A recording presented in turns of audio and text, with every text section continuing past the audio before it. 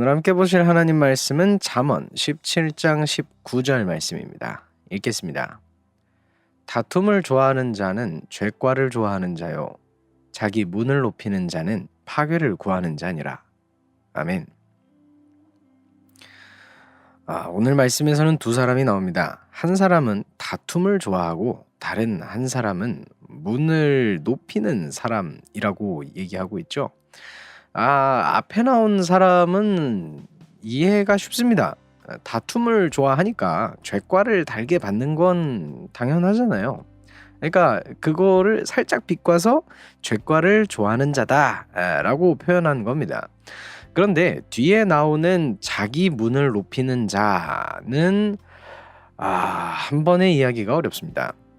아니, 이 내용 자체가 무슨 말인지도 모르겠는데 그 행위가 파괴를 불러오는 결과를 가지고 온다라고 얘기를 하면은 이거를 도대체 어떻게 이해할 수 있겠습니까? 자, 이를 해결하기 위해 자기 문을 높인다는 내용부터 살펴봐야 되겠죠. 여기 나오는 자기 문이라고 함은 아무래도 개인이 소유한 문, 어떤 게 있죠? 당연히 집의 대문이라고 볼 수 있을 겁니다.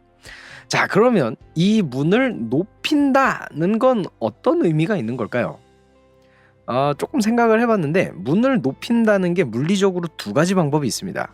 문이 설치되는 위치가 높아지는 것, 그러니까 단을 밑에 쌓든지 아니면 산 위에다가 집을 짓든지 하면은 이제 문이 높아지겠죠? 그래서 문이 설치되는 위치가 높아지는 것, 그게 첫 번째고요. 두 번째로는 문 자체의 높이가 높아지는 것입니다.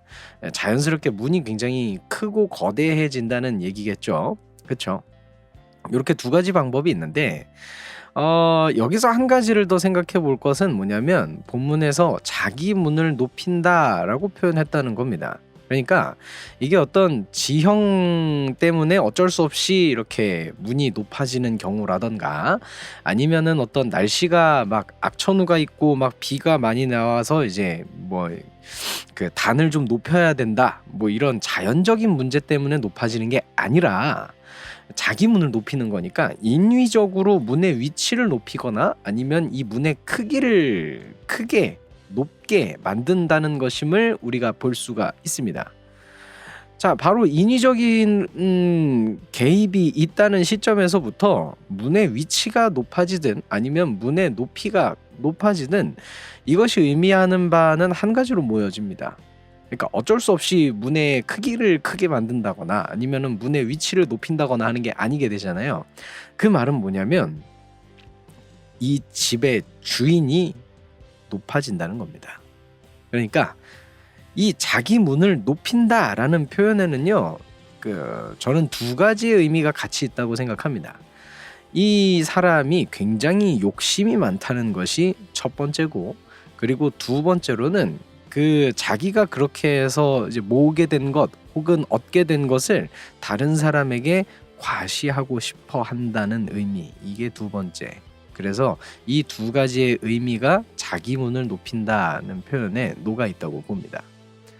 자, 그러면 이 사람이 자신의 욕망을 채우기 위해 그리고 그것을 드러내기 위해 어떤 것이든 하리라는 걸 우리는 쉽게 짐작할 수 있을 겁니다. 이 사람이 그런 사람이기 때문에 성경은 이런 사람에 대해서 파괴를 구하는 자라고 평가한 것이 되겠죠. 자, 이렇게 정리해놓고 본다면 앞의 사람과 뒤의 사람은 다른 사람과의 마찰을 서슴지 않는다는 공통점이 생깁니다. 그리고 그 3단 논법 아시죠? A는 B이다, B는 C이다, 고로 A는 C이다. 자, 요렇게 오늘 말씀이 분리된 것처럼 느껴지지만 이렇게 이어지게 됩니다.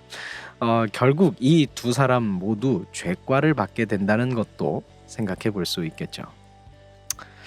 나는 어떤 마음으로 또 어떤 것을 추구하며 살고 있는지 돌아보게 되는 말씀인 것 같습니다.